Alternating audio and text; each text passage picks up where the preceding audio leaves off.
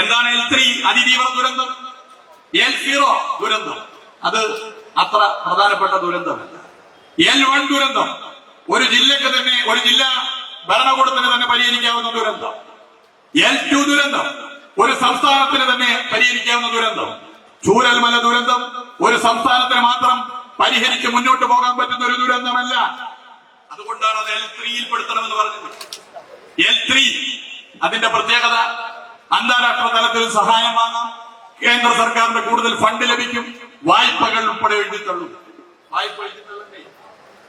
ഇവിടുന്ന് അധികം ദൂരമില്ലല്ലോ. ഏകദേശം ഇതേ സ്വഭാവമുള്ള പ്രദേശങ്ങളടങ്ങിയ മലയോര ജനതയുള്ള കർഷകരുള്ള നാടല്ലേ. എത്രയെത്ര കൃഷിക്കാർ വായ്പ എഴുതി കൃഷി ചെയ്യുന്നു.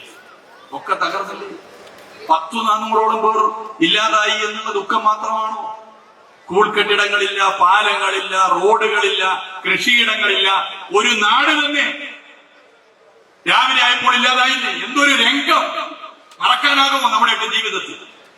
മറക്കാനാകുന്ന കാര്യം